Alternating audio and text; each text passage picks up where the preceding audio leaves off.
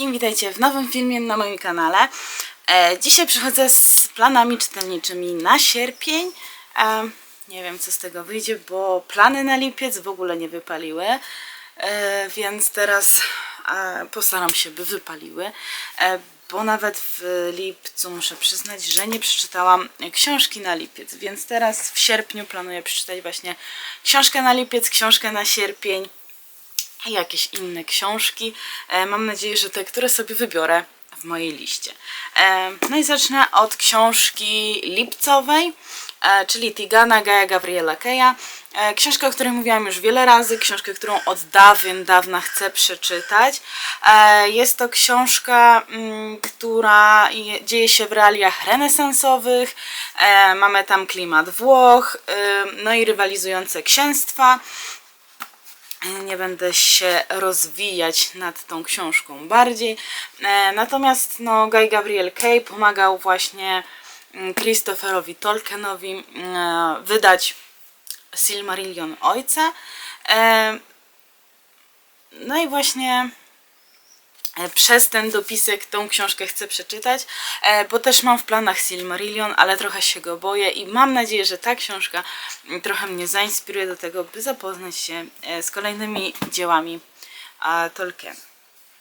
Kolejna książka, o niej było głośno dosyć dawno temu. Mam wrażenie, że w czasach, kiedy wszyscy siedzieliśmy w domach, było o niej głośno, a mianowicie są to Wiedźmy Kijowa. Pierwszy tom, mam 2 tomy, nie wiem, czy wyszły kolejne, a wiem, że z tego ma być jakaś saga. No i mamy tutaj właśnie Wiedźmy Kijowa, Łady Łuziny. Ja o niej słyszałam gdzieś tam na kanałach booktube'owych, gdzieś w internecie widziałam. No i stwierdziłam, że to książka dla mnie. Kupiłam 2 tomy, bo pamiętam, że była jakaś taka super promocja w świecie książki, ale jakoś nigdy do niej moje rączki nie doszły. I tak stoi i stwierdziłam, że w sumie w końcu trzeba ją przeczytać. I mamy tutaj 3 kobiety, Maszę, Daszę i Katię. No i Masza jest właśnie nieśmiała i inteligentna, jest studentką historii, mieszka z rodzicami i zaczytuje się w Mistrzu i Małgorzacie. Dasza jest ekscentryczną piosenkarką z nocnego klubu, żywiołową i nieco naiwną artystką. Mało co ją dziwi, prawie wszystko cieszy. No i mamy Katię, która jest bizneswoman z sukcesami, samotną, zimną, lecz w głębi serca przepełniona jest ona pragnieniem miłości. No i właśnie 3 młode mieszkanki współczesnego Kijowa spotykają się przez przypadek w jednym miejscu, a okazuje się, że jest to chwila, jakby te 3 kobiety się spotkały w chwili śmierci kijowskiej wiedźmy. No i przejmują jej moce. Więc jestem ciekawa historii, jakie tutaj będą pokazane właśnie w tej książce. I jest to książka z tego mojego challenge'u 12 książek na 12 miesięcy na sierpień. Zobaczymy, co z tego wyjdzie. Mam nadzieję, że podołam i przeczytam w końcu te 2 książki, bo tak do tej pory dobrze mi szło. No ale trochę powpadało innych książek, o których opowiem Wam. Już opowiedziałam o niektórych na kanale, o niektórych opowiem na kanale później. No a dzisiaj jeszcze 3 książki, które też są planami na sierpień. Wysadzenie z siodła. Książkę dostałam we współpracy barterowej, aby ją zrecenzować i żeby dodać moją opinię, więc na pewno wpadnie. Nie wiem, czy jeszcze nie zdążę przeczytać jej w lipcu. Zobaczymy. Natomiast jest to dosyć zabawna historia. Przeczytam opis. Wyobraźmy sobie, że nasz rozleniwiony, przesypiający życie na kanapie kot staje się członkiem organizacji terrorystycznej. Nad porządkiem i prawem nadzór utrzymują konie chodzące na 2 nogach, którym nieobce są ludzkie nałogi, fast foody z koniczyny i słodkie nalewki, oraz kury mieszkające w pałacu i żyjące według zasad zakonnych. Kanałami rządzą jeże, chemicy, które zaopatrzone w swoje magiczne fiolki wzbudzają postrach w dzielnicy. Gdzie w tym wszystkim są ludzie? wymarli dawno temu.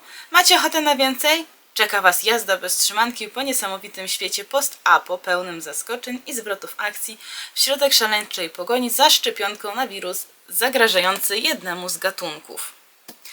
Ta książka mnie kupiła, a jeszcze Magda Lewandowska, która napisała tę książkę, jest ilustratorką i jeżeli kojarzycie kanał na Instagramie, nie wiem czy to profil, czy kanał Koniałkę, to właśnie ona i te ilustracje tutaj jej są piękne i każdy rozdział rozpoczyna jakby inna, akurat teraz nie mogę znaleźć, inna ilustracja, co jest urocze.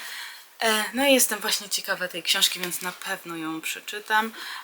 Myślę, że będę się świetnie bawić, bo post-apo to są te książki, które ja kocham najbardziej. Cóż jeszcze mogę powiedzieć o tej książce? Wpadajcie na profil Magdy, bo tam te ilustracje, które ona przedstawia, są jeszcze piękniejsze niż ta. Także ta na pewno wpadnie. Może jeszcze w lipcu, nie wiem. No i teraz książki nowości na mojej półce. Obiecałam sobie, że nie będę kupować książek i w sumie udało mi się to w większości zrobić. Niektóre książki pojawiły się u mnie po prostu za darmo. Jedną z takich książek jest książka Pocałunki na Manhattanie. Dosyć cienka. Nawet widzę, że mam zakładkę czyjąś. Ktoś dobrnął do 42, 43 strony. No i opowiem opis, bo nie wiem tak z głowy powiedzieć. Wiem, że czytałam i na pewno mi się spodobała, dlatego ją wzięłam. Bohaterami tych niezwykłych opowieści są mieszkańcy starego, tajemniczego domu w sercu Nowego Jorku. Księgowy rozmawiający ze staroświecką windą, makler, który tłumi poczucie absurdalności życia. Co noc zniewalając kobiety, reporterka podróżująca po świecie w poszukiwaniu pokrewnej duszy i wiele innych postaci. Tworzą oni barwną galerię ludzi spragnionych miłości. W tej zabawnej, a zarazem refleksyjnej książce mężczyźni i kobiety, dobro i zło, miłość i erotyzm stykają się, walczą ze sobą i jednają. A wszystko to na tle Manhattanu, magicznego miejsca Schicklera, tak się nazywa autor książki, opisanego na poły romantycznie, na poły surrealistycznie. Więc taka książka nie jest długa, więc myślę, że dam radę ją przeczytać. To ma ona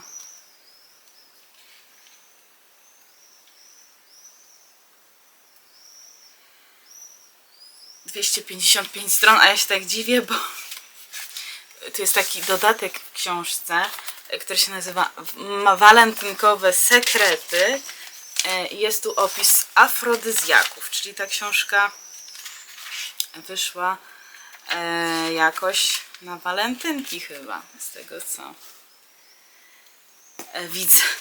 No, ale właśnie taka książka wpadła i chcę ją przeczytać i myślę, że to się uda, bo jest ona dosyć cienka, więc myślę, że 1-2 dni i będzie przeczytana, o ile nie wpadnę znowu w mój zastój czytelniczy, czego bym nie chciała. No i kolejna książka, też nowa, tą akurat kupiłam, a ze względu na opis, który przeczytam i ze względu na dwie postaci chyba, które kocham niezmiennie i moją ulubioną książką jest niezmiennie książka Madeline Miller, Pieśń o Achillesie, dlatego też możecie się domyślić, jakie to są postaci, przez które kupiłam. A jest to książka Wicked Beauty, Katie Roberts. No i przeczytam opis, żebyście wiedzieli. Znienawidzony Bóg wojny Ares odchodzi do krainy cieni. Wyłonienie jego następcy odbywa się podczas krwawego turnieju. Ten, kto wygra, zostanie też mężem Heleny Trojańskiej. Zgłasza się wielu kandydatów. Największe szanse ma Achilles, któremu wszędzie towarzyszy jego przyjaciel i kochanek Patrokles. W konkursie startuje też sama Helena, tyleż piękna co bystra i silna.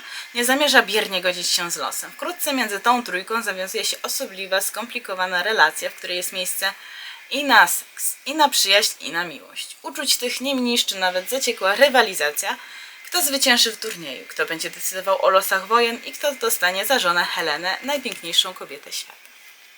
A podejrzewam, że będzie to erotyk trochę, Natomiast mam nadzieję, że nie.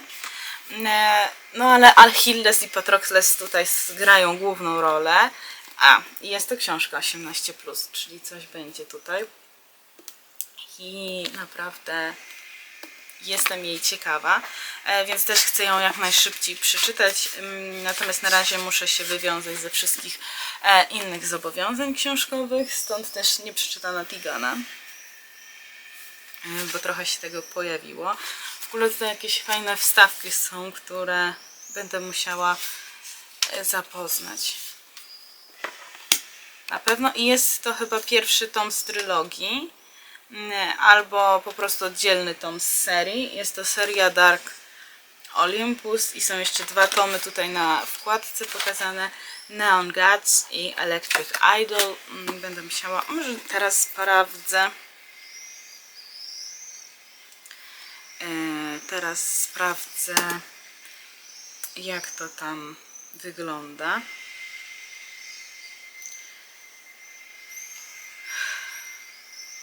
A w ogóle tutaj jest więcej niż 3 książki. Już. W ogóle Wicked Beauty to 3. tom serii. Połówka, tom 0,5 to jest Stoneheart, 1. Neon Gods, 2. Electric Idol, 3. Wicked Beauty, 4. tom Radiant Sin, 5. Cruel Seduction, 6. Midnight Rain, 7. Dark Restraint. Czyli jest 7, w zasadzie 8 tomów książki. A ja kupiłam sobie 3, ale stwierdziłam, że opisuję to tak, w miarę ten opis jest taki dosyć oddzielny, więc jeżeli ta książka mi się spodoba, to zapoznam się z innymi częściami, a jeżeli nie, no to trudno. Ale myślę, że tutaj nie będzie jakichś nawiązań, a nawet jeżeli będą, no to trudno. Po prostu Achilles i Patrokles tak mnie do tej książki przekonali. Także takie 5 książek w planach czytelniczych. Jestem ciekawa, czy podobają się Wam moje ostatnie vlogi. Chociaż są takie dosyć po prostu pokazane, co robię. Więc nie wiem, czy takie się podobają. Liczę, że te książki uda mi się... Te 5 książek uda mi się przeczytać w sierpniu. Najbardziej zależy mi chyba na Wysadzonych z siodła i 2 książkach, które są właśnie z 12 książek na 12 miesięcy. Bo nie chcę też, żeby to się tak nawarstwiło. Bo chcę przeczytać 12 książek w tym roku. Chociaż tyle chciałabym zrobić. Na pewno z moich challenge'y. No także co? Do zobaczenia w kolejnych filmach. Dziękuję bardzo za obejrzenie tego filmu. Mam nadzieję, że dotrwaliście do końca. I co? Do zobaczenia. Cześć!